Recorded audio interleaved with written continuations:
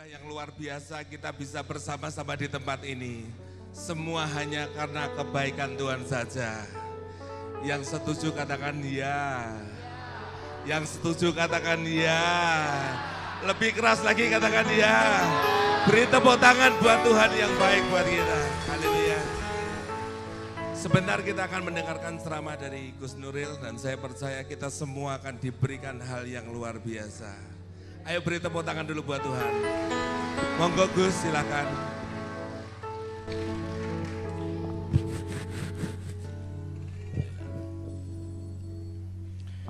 Handphonenya Pak Robi.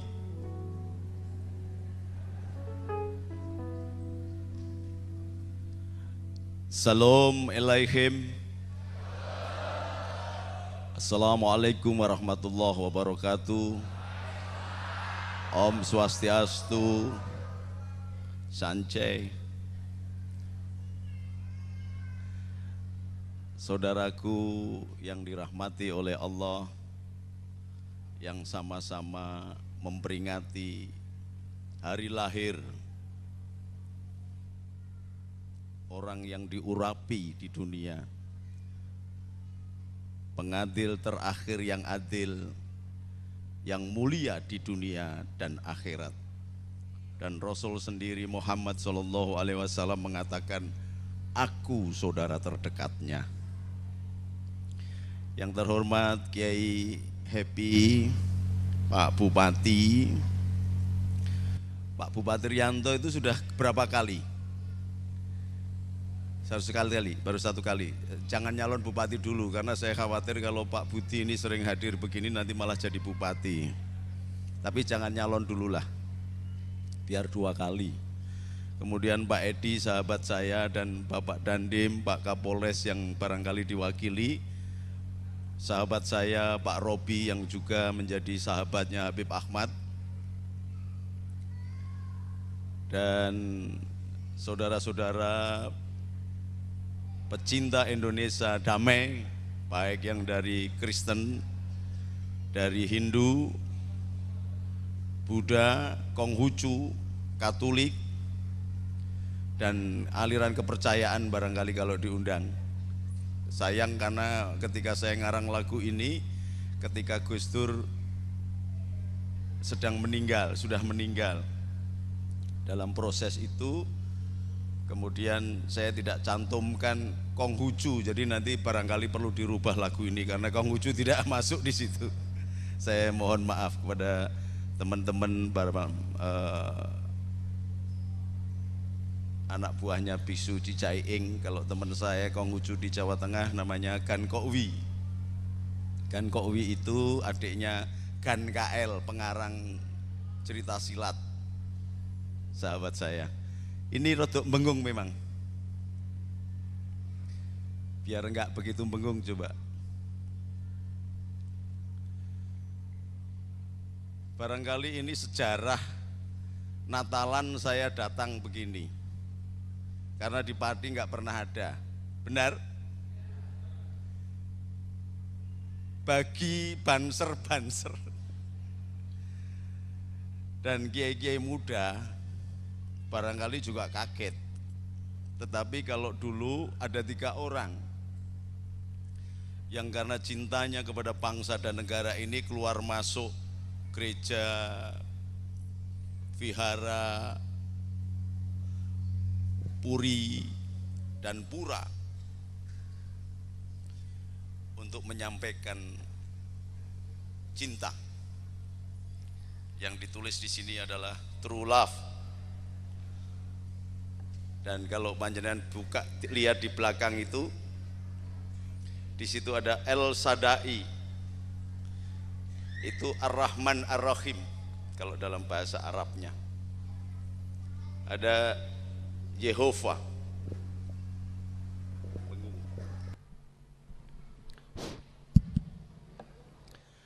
Dan semula kita juga tidak kenal Assalamualaikum, karena Assalamualaikum itu versi Arab. Versi Ibraninya adalah Shalom Alaihim. Jadi kalau sampean Assalamualaikum itu sama, Shalom Alaihim. Kalau shalom bergeser kepada shalom itu doa. Maka shalom Jerusalem, doakan keselamatan bagi Jerusalem. Itu dari awal kata selota. Saya nggak ngerti ibu-ibu ini atau bapak-bapak ini kalau sholat berapa kali. Sholatnya berapa kali, Bu? 1 kali? Salah. Yang betul 7 kali. Namanya Sab'a Selota. Zaman Ibrani dulu sholatnya 3 kali. Zamannya Sayyidina Isa sholatnya 4 kali. Jadi menjadi Sab'a Selota. Kata selota itu dari bahasa Aramik. Jadi kalau bapak-bapak pendeta itu ke Israel sana melakukan devosi, sholatnya 7 kali. Kalau sampean cuma sekali kurang. Selota masuk menjadi bahasa Ibrani menjadi syalu. Bergeser menjadi bahasa Arab menjadi sholat. Sab'a selota, sholat 7 waktu. Makanya Yesus itu kalau jam 12 malam dia sholat. Kalau ibu-ibu barangkali namanya doa malam. Subuh itu doa pagi. Duha itu doa antara duhur dan siang. Jadi sama sebenarnya. Loh kenapa kok saya mau datang ke Natalan? Loh kenapa? Karena Rasulullah sendiri ketika Isra wal Mi'raj itu terbang dibawa oleh malaikat Jibril. Malaikat Jibril itu asistennya Roh Kudus. Loh bener. Kemudian melihat di daerah Hebron itu ada cahaya yang memancar ke bumi, dari bumi ke atas. Lalu tanyalah Nabi Muhammad, wahai Jibril, kalau bahasanya Injil Jibrail atau Gabriel, itu cahaya apa? Dikatakan itu adalah tempat kelahirannya Isa Al-Masih Al-Mau'ud. Isa sang juru selamat yang ditunggu-tunggu kehadirannya. Jadi kalau Isa Al-Masih Al-Mau'ud itu maknanya Isa yang ditunggu-tunggu kehadirannya, yang diurapi karena menjadi juru selamat. Lalu Rasulullah turun dan sholat di tempat kelahirannya Nabi Isa. Sholat 2 rakaat, sholat sujud syukur. Kalau Rasulullah aja sholat di tempat kelahirannya Nabi Isa, kenapa saya nggak boleh datang?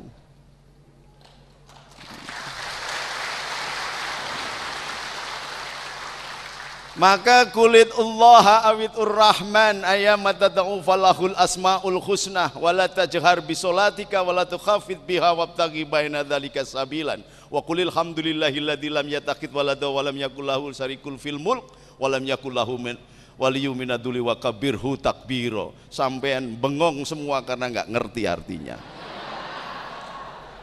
Ini enaknya kiai kalau ceramah di depan orang yang nggak ngerti itu enak gitu. Salah juga nggak ngerti ya. Mari bersama-sama haleluya. Loh kok berani ngomong haleluya? Lah kenapa enggak? Wong halai itu mari kita. Yu memuji. Ya itu maknanya Yahweh, Yehova. Yahweh. Jadi mari kita memuji Yahweh. Jadi kalau ibu-ibu puji Tuhan, haleluya, kebalik, haleluya, puji Tuhan, gitu mestinya.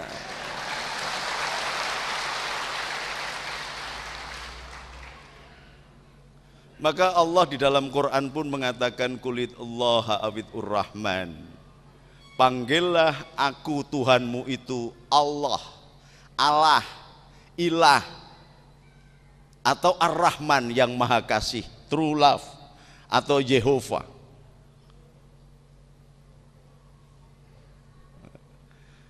Yang maha kasih.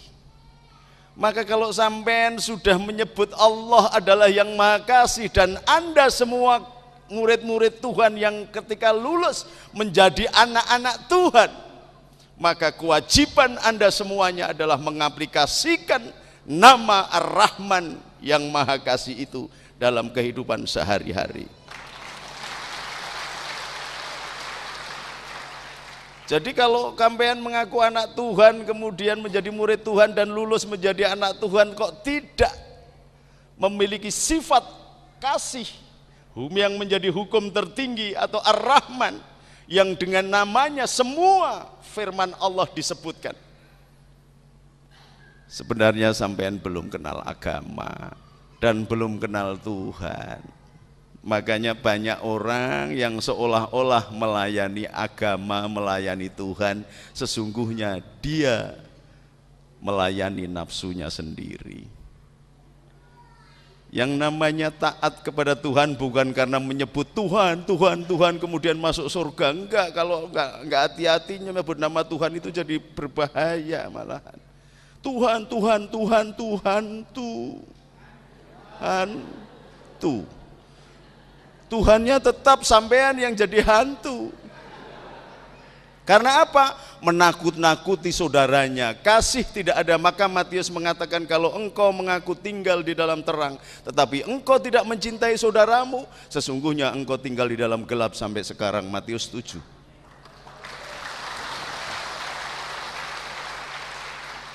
Dalam hadisnya, mangkana yu'minu billah wa bil yaumil akhir fal yukrim jarahu, tidak dianggap orang yang beriman kepada Allah dan hari akhir yang tidak mencintai saudaranya. Luar biasa. Maka kasih itu bukan hanya hukum tertinggi, aplikasikan dalam kehidupan sehari-hari, dalam kehidupan kita sehari-hari, baik bertetangga, bersuku dan berbangsa, maka Tuhan akan hadir di tempat kita. Ini nek saya nyalon bupati, menang saya loh ini. Tepuk tangan terus Pak Budi. Jadi, tetapi kenapa Gus? Kalau ini ada tanya jawab pasti sampai akan ngomong. Tetapi kenapa Gus banyak kelompok yang tidak setuju, yang macam-macam, yang begini, yang menakutkan saya dan sebagainya. Lah sampean kok cari kelompok yang tidak setuju. Jangankan sampean, yang jelas atas nama Bapa dan Putra dan Roh Kudus. Amin gitu misalnya. Lewong saya asyhadu alla ilaha illallah wa asyhadu anna muhammadar rasulullah. Buka internet, Gus Nuril kafir, Gus Dur kafir, ini kafir, kafir. Jadi kalau sampai dikafir-kafirkan orang, wis tenang saja rak wis. Karena kafir itu adalah tembok ini. Nah, yang masih kafir itu, yang belum kafir itu, bersama apa itu tuh bekas hitam-hitam itu, coba tengok ke atas tuh. Itu ada tulisan bersama melangkah tenangkan jiwa. Itu enggak kafir itu. Kalau yang kafir ini, yang mulus begini ini kafir sudah. Karena kafir itu dari bahasa kafrit, sama kafir, kufar, kafur, dan kalau wong Jawa jadi kapur. Kafir itu menutup.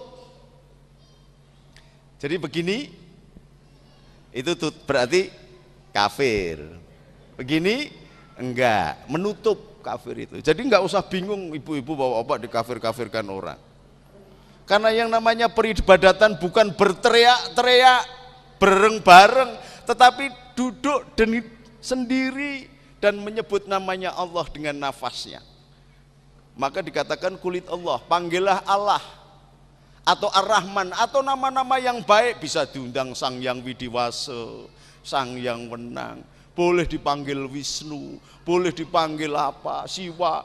Nek perlu misalnya sing tukang ngecat Lombok itu nama bagus, Wahidat yang tukang ngecat Lombok, enggak apa-apa.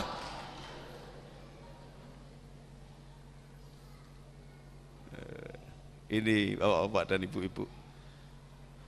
Jadi ini sejarah. Memang harus ada keberanian dari Pendeta Robi untuk menghadirkan seorang Nuril Arifin.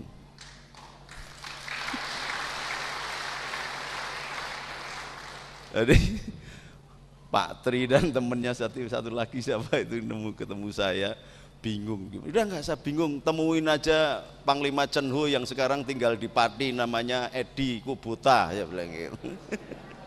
Dia punya sahabat namanya Muhammad Ridwan yang bergelar jadi Kiai Happy. Sudah ketemuin itu aja, insya Allah semut. Karena apa? Karena banyak bangsa ini yang tidak paham tentang agama.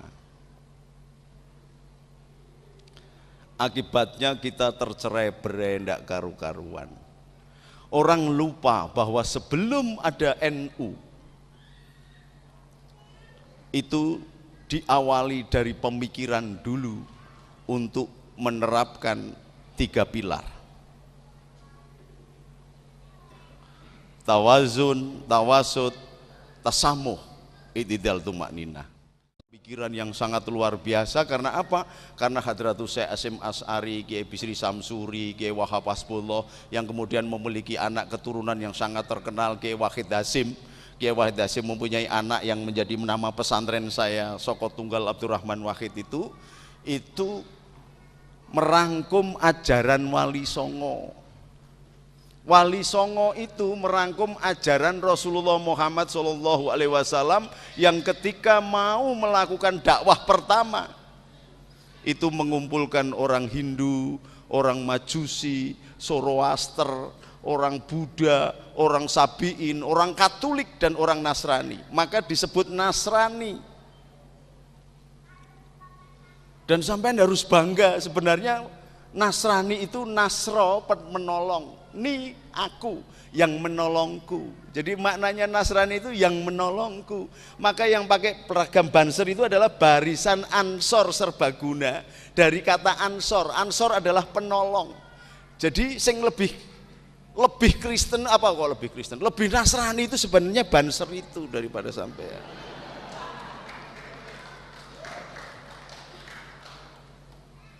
Cuman karena bahasa, yang satu bahasa Arab, yang satu didatangkan dari bahasa Eropa, salang surup. Wong sama-sama bahasa Arabnya aja pada gegeran. Saya pernah suatu saat itu ngajak umroh Jenderal Koswara, yang satu jenderal wanita polisi yang jadi Kapolda di Banten. Karena saya memimpin rombongan haji Lemhanas, termasuk ada Letnan Jenderal Mutoyib, Komandan BIN dulu. Semuanya saya ajak. Nah, ada yang membawa buah kesemek. Tahu nggak Bu kesemek? Tahu ya? Keledung. Enak nggak itu kesemek? Enak. Jadi masalah karena bahasa. Setelah masuk ke imigrasi gitu ditanya, "Mahada, ini apa?" Dijawab oleh Kapolda yang perempuan itu, namanya Bu Warsinah atau Warsiah itu, Kapolda Banten. Dijawab, "Hada kesemek," dengan yakin banget. Petugas imigrasinya langsung ngamuk-ngamuk, wah muarah ndak karuan.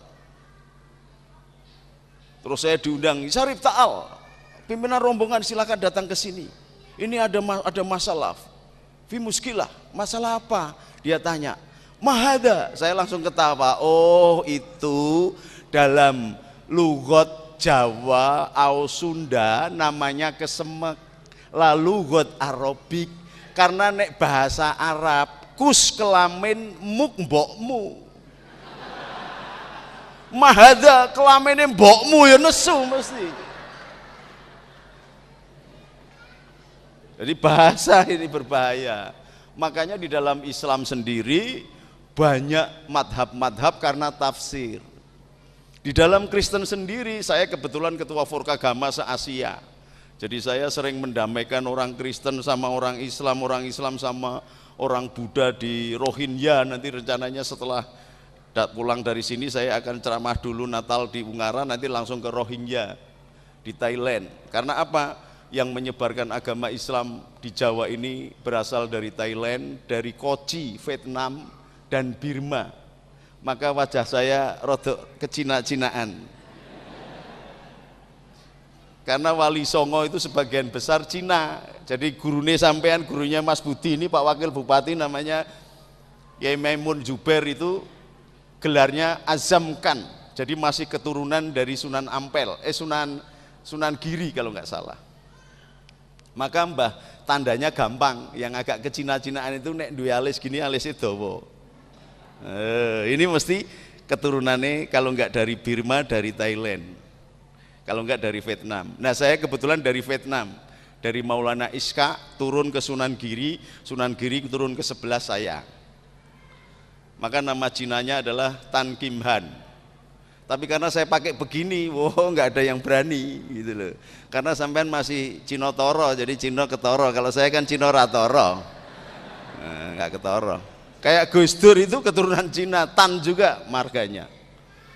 Bahkan yang namanya Pangeran Jin Bun itu namanya adalah Tan Kim Wat. Ketika menjadi raja Islam di tanah Jawa namanya Raden Patah. Maka dilahir dari darah Jingga, diperistri oleh Brawijaya kelima. Punya sepupu dari darah Petak berasal dari Thailand, namanya darah Petak ini namanya adalah Pangeran Hun Sen atau Husen. Nama Cinanya adalah Tan Kim Seng. Sekarang makamnya di Mojokerto terkenal betul dengan nama Syekh Abdul Qadir Min Sin. Lah nek Gus Dur keturunan dari Raden Patah, tetapi yang lebih dekat kepada garwane Raden Patah itu punya adik juga namanya Tan Boliang, namanya Raden Rahmat. Namanya Sunan Bonang, Tan Bun An.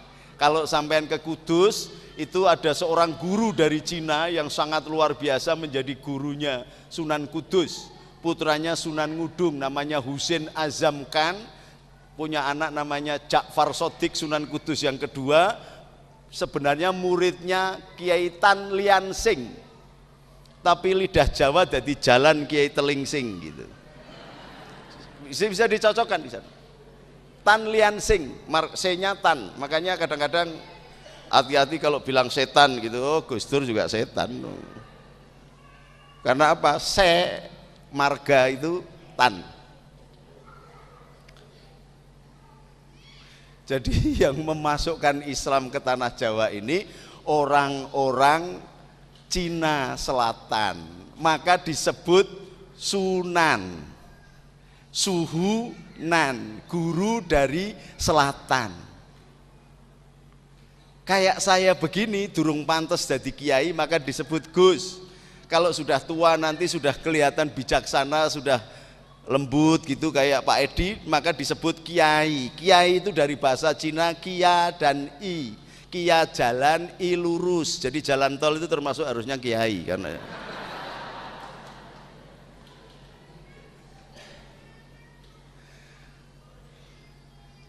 jadi kenapa kita kemudian berperang-perang? Ini yang dikehendaki. Jadi pecah belah.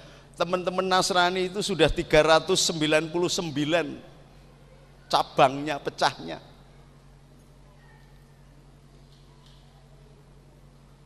Semuanya dibikin begitu, yang Buddha pun dipecah juga. Buddha enggak ketoro gitu dipecah. Ada yang namanya Nichiren Shosho berpusat di Jepang, dipecah biar hancur. Yang Hindu sama, ini sama. Pecahan pertama Kristen dan Katolik dulu, pecah. Sampai orang-orang Katolik dulu dibantai teman-temannya Pak Robi itu 3,5 juta orang dibantai oleh temannya Pak Robi. Yang Kristen dari Martin Luther King. Apa ini terus akan begitu? Kalau mau bantai-bantaian silakan, jangan di Indonesia. Indonesia ini oleh Hadratus Syekh Hasyim Asy'ari yang mengambil rujukan dari Rasulullah Muhammad SAW, dikumpulkan semua makhluk yang beragama apapun dan dibikin fakta pertahanan yang namanya Piagam Madinah. Yang barang siapa ada orang Yahudi diserang dari luar, orang Islam siap membela. Yang ada orang Nasrani diserang, dibela. Yang beragama Zoroaster dibela. Itu konsepsi Piagam Madinah. Dibawa oleh Wali Sembilan, dicetuskan oleh NU, dan kemudian tahun 35 sebelum kemerdekaan, konsepsi NU adalah mendirikan negara kesatuan Republik Indonesia. Bukan negara Islam. Bukan negara Islam. Negara Kesatuan Republik Indonesia. Maka ketika muncul BPUPKI dan perumusan Pancasila, Kiai Wahid Hasyim diutus supaya Indonesia ini tidak jadi negara teokrasi, juga tidak negara sekular. Bukan negara teokrasi, bukan negara sekuler. Maka di dalam sila yang pertama adalah ketuhanan yang Maha Esa. Jadi banser-bansernya cek ero ini ben paham. Makanya sampai kemudian Mr. Marames dari negara bagian timur Indonesia protes. Kalau Piagam Jakarta atau 7 kata di dalam pembukaan Undang-Undang Dasar 45 itu dicantumkan, kami terpaksa berpisah diri dengan Anda semua, akan mendirikan negara sendiri. Maka oleh Hadratus Syekh Hasyim Asy'ari dinasihatkan BPUPKI itu hilangkan. Maka 7 kata dalam pembukaan Undang-Undang Dasar 45 dihilangkan. Jadi Piagam Jakarta hilang. Artinya Indonesia adalah negara yang berdasarkan Pancasila. Jadi bukan, tapi sekarang bapak-bapak dan ibu-ibu, mumpung ada pejabat juga, sekarang ini Indonesia menjadi bukan negara sekular, bukan negara agama, tetapi menjadi negara yang bukan-bukan malahan. Pancasilanya sudah dikhianati, sehingga pencoblosan one man one vote harusnya kan kerakyatan yang dipimpin oleh hikmat kebijaksanaan dalam permusyawaratan perwakilan. Memilih seorang Paus Paulus saja tidak sembarang kardinal boleh memiliki suara. Di sini di Indonesia semua bisa nyoblos, mudeng rak mudeng nyoblos, sehingga kebenaran divonis dengan jumlah yang banyak. Maka ini harus ada doa khusus oleh Pendeta Robi supaya kita kembali lagi zaman Pak Harto lah. Jadi bupati itu dipilih oleh gubernur, ya DPR lah, DPR. Jadi nek korupsi ki ya sidik-sidik, paling sing korupsi sing anggota DPR. Ini kan enggak, rakyat melu korupsi kabeh. Jadi kenapa Indonesia ini kacau semua? Karena korupsi semua, rakyat melu korupsi. Loh bagaimana kok bisa, Gus? Ketika seorang calon pemimpin menjadi calon pemimpin, bayari rakyat. Ada operasi duha, operasi subuh, ada operasi duhur, ngasih amplop, padahal ada hadis roksi wal murtasi finar. Jadi sing nyuap karo sing disuap neraka.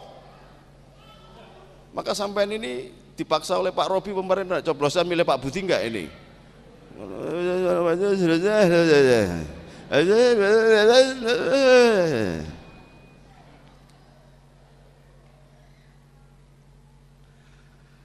Indonesia kita harus sadari kembali kepada 3 pilar NU itu.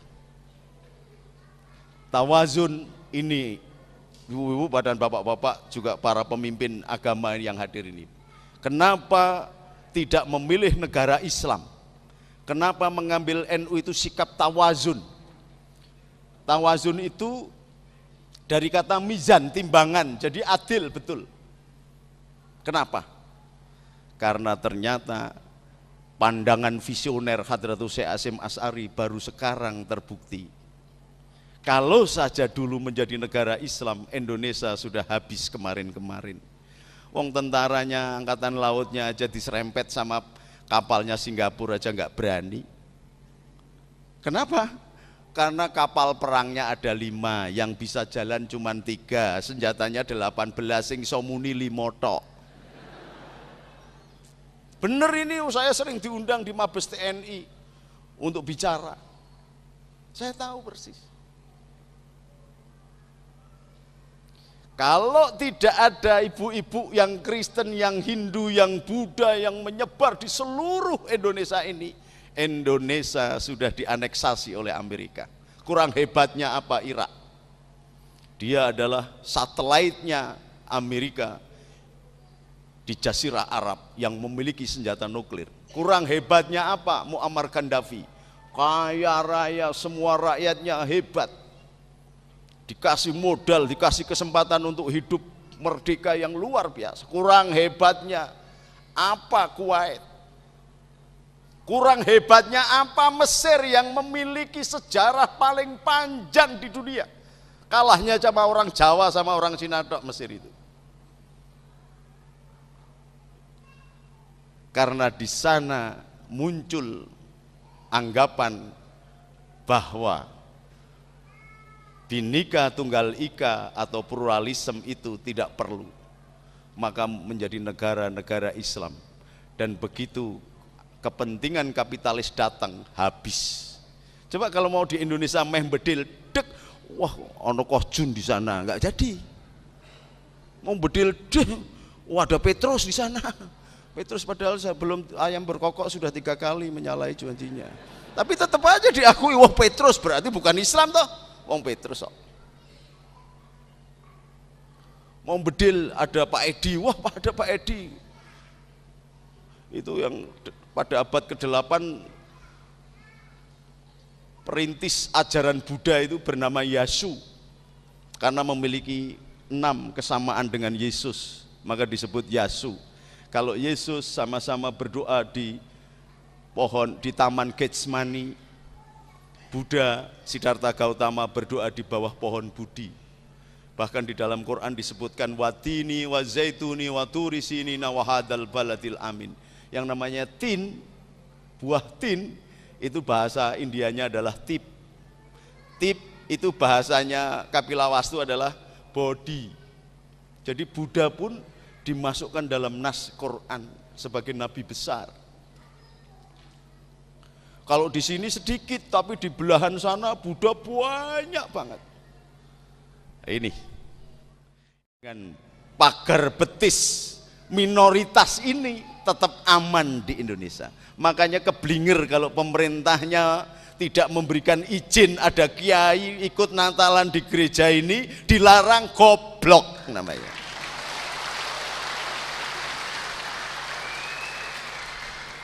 Karena justru yang nampaknya minoritas ini adalah menjadi penyelamat yang mayoritas. Karena apa? Menjadi pagar betis. Ini pandangan visionernya Hadratus Syekh Hasyim Asy'ari. Maka kemudian membentuk yang namanya anak-anak muda bernama Banser ini untuk mengamankan. Cuman yaitu kalau pas berdoa bapak-bapak tolonglah doakan juga Banser-Banser saya. Di dalam doa ibuku ada namaku disebut. Di dalam doa ibuku ada namaku disebut. Banser saya Joko Natalan dibom sampean ndonga dhewe, banser ku ora ana sing ndongake mati.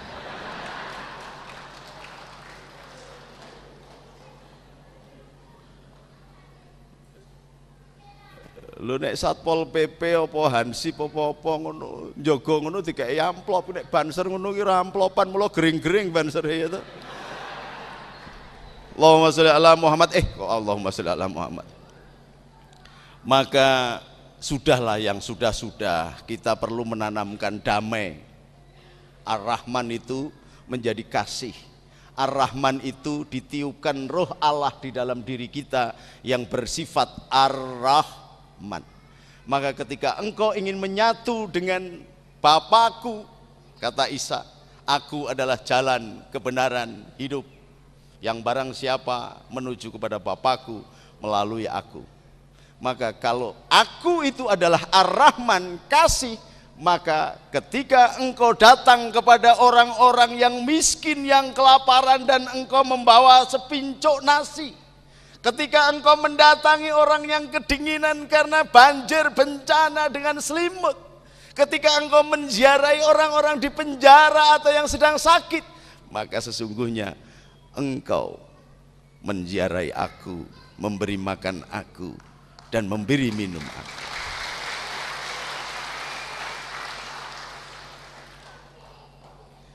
Kalau Anda sudah melakukan itu, maka Allah Bapa sendiri yang akan membedakan mana kambing, mana domba. karena Anda adalah domba yang akan diselamatkan oleh Allah Bapa di sisinya.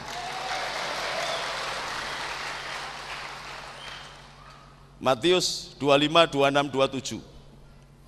Jadi saya hafal banyak Injil, tapi Pak Robi nggak usah khawatir, saya tidak akan daftar jadi pendeta. Karena bersaing dengan saya berat banget udahlah.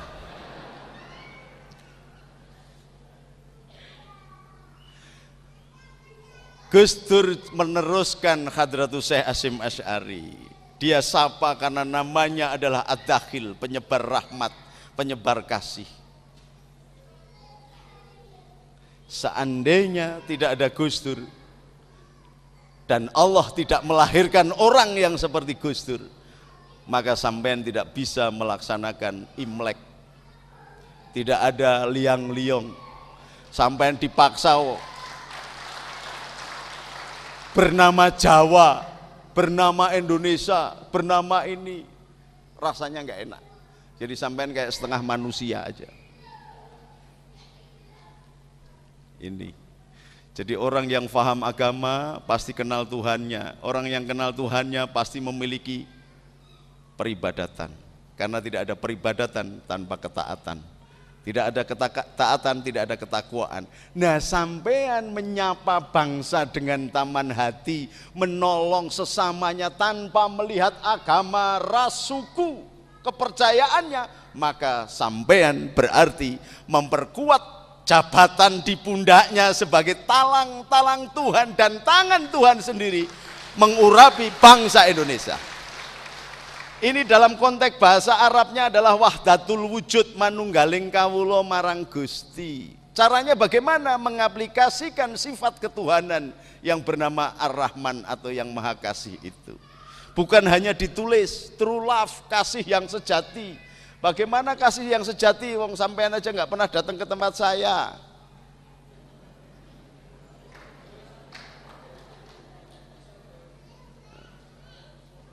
Ayo, apa bukan dengan tidak resiko ini saya? Saya kemarin masih di Jakarta, terbang ke Surabaya, mau ceramah di sini harus izin Sunan Ampel dulu jam 1.30 malam saya ziarah ke Sunan Ampel. Karena apa? Saya mau menceramai orang-orang Kristen yang keturunannya Tan Boliang. Sekarang menjadi pendeta Robi, itu kan Cinotoro. Coba bayangkan, kalau yang ngomong bukan saya, marah nggak Pak Robi? Kenapa saya ngomong sampean malah ketawa? Karena ada Tuhan di sini.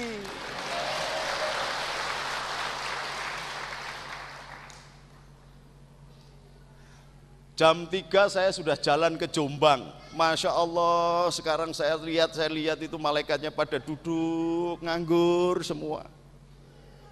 Karena ada kepercayaan Islam itu kalau begitu meninggal 7 langkah, Gus Dur ditanyain, sampai sekarang malaikatnya belum tanya ke Gus Dur.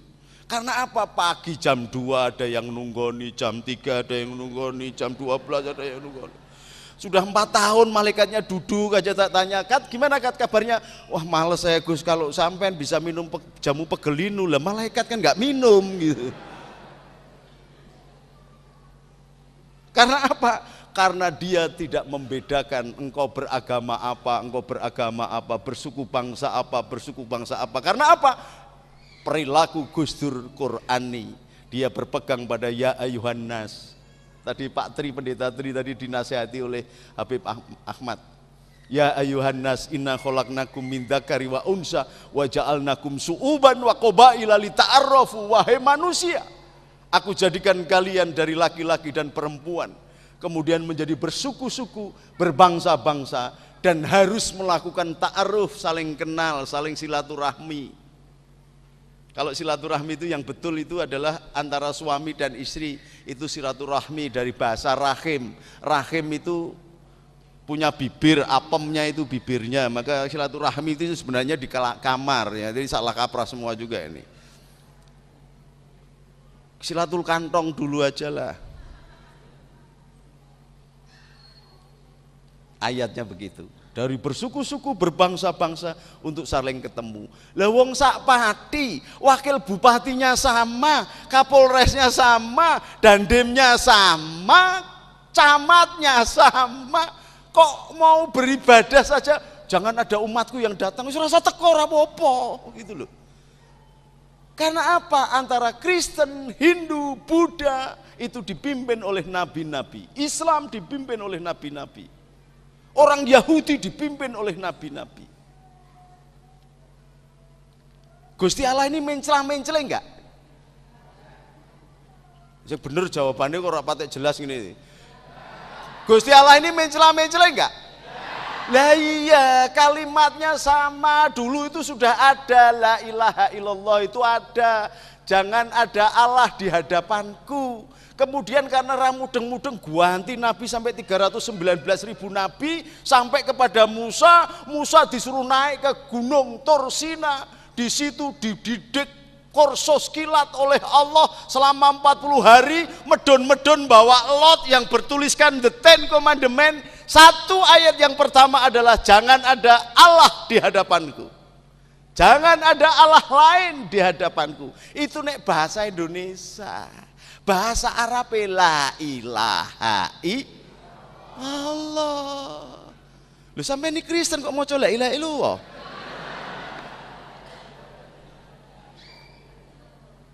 Ini karena orang-orang rumangsane iki bahasa kuwi yo duwe agama gitu loh. Padahal nek sampean ndeloki caranya ceramah orang-orang pendeta-pendeta Syria bahasa Arab. Enggak ada puji Tuhan gitu, enggak ada. Alhamdulillah gitu. Lo ngertinya bahasa Arab. Di Arab itu anak kecil-kecil umur 3 tahun itu lo bisa bahasa Arab. Lo bener itu.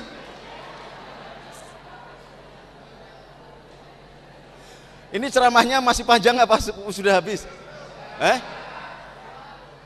Lo teruslah awakmu to, Nduk. Iki sing duwe acara iki sapa iki?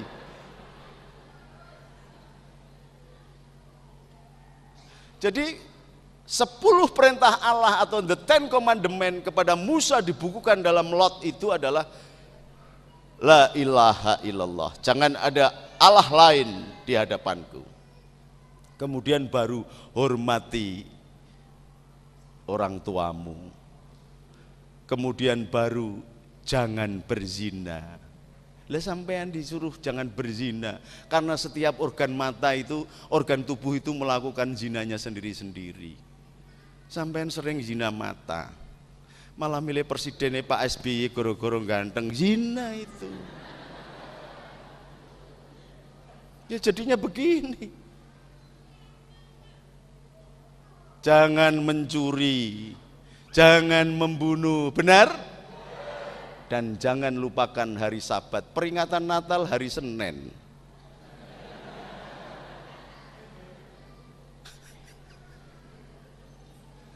Loh iya apa enggak? Hari Sabat itu hari apa sih? Hari Sabtu, sampai ibadahnya hari Minggu. Natalan hari Senin. Saya pernah diprotes itu ketika saya ceramah di gereja Katolik Santo Ignatius Loyola di Menteng. Loh Gus Nuril kenapa? Ibadahnya kok hari Jumat? Lah sampean ini loh yang dapat perintah Allah. Yang namanya perjanjian lama ya beribadahnya harus hari Sabtu malah hari Minggu kok sampean ngelok ke saya. Lah kan habis Yahudi, Nasrani, baru Islam. Ah, sampai saya manut sampai, jadi sampai ibadah hari Minggu kok salah, saya ikut salah. Nek bener ikut bener, saya bilang gitu. Coba kalau semua pemuka agama, semua pemimpin bangsa, semua pemimpin umat, semua penguasa di negeri ini memiliki sifat Daud. Tidak cuman menampilkan wajah di sini, potret di mana-mana, melakukan pencitraan. Semua sekarang ini pencitraan. Ono bocah wingi gek lulus sekolah sarjana wis potrete diguapang ning dalan-dalan. Aku angger mlebu Kota Pati iki potret tok iki opo? Ngotor-ngotori kota. Tapi begitu salah terus ngilang semuanya. Jangan katakan tidak pada korupsi. Ternyata ono tambahan nek sithik gitu. Nek akeh korupsi gak apa-apa. Maka milikilah jiwa Daud. Daud itu semula tidak dipercaya oleh Talut, seorang pemimpin Israel yang demikian gagah perkasa dan mengalahkan Jalut. Talut ini mengalahkan Jalut. Ketika mau menghadapi Jalut, ngeri karena gedenya kayak gitu, padahal Talut itu gede banget. Lalu muncullah anak muda, sangune ketepel, namanya Daud, yang terkenal dengan David. Daud inilah yang melahirkan Soleman atau Raja Soleman. Daud bisa mengalahkan Jalut. Goliat itu Jalut bahasa Arabnya.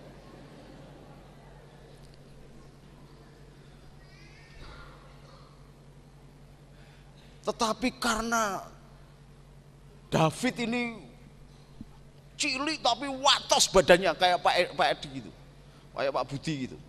Jadi nggak begitu gede tapi watosku. Senengannya kawin weh. Bojone sudah 999 melihat panglimanya punya istri cantik, dicintai juga. Panglimanya disuruh perang, bojone dipek gitu loh. Maka ada hukuman di situ. Tetapi dia kemudian mengaku bahwa dirinya tidak sempurna karena dia kembali lagi dinasihati oleh sahabatnya Yosua. Maka dia kembali lagi kepada Allah. Sampean ada enggak keberanian untuk kembali kepada Allah? Kalau Yesus itu serbannya adalah derita, jubahnya adalah sengsara.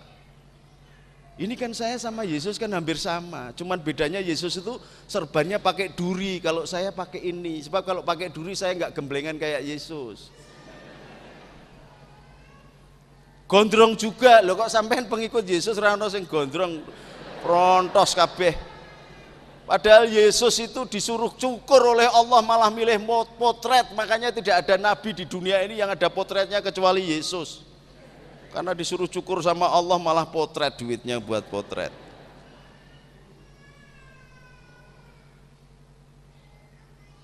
Daud memberikan contoh dan mengaku salah. Ini yang tidak dimiliki oleh bangsa seluruh dunia. Tetapi mari kita daftarkan diri kita sebagai pengikut Daud, pengikut David. Bisa enggak diiringi lagunya? Ini Mazmur. Sekali-sekali Kiai nyanyi Mazmur. Jiwaku terbuka untukmu Tuhan, selidiki nyatakan segala perkara,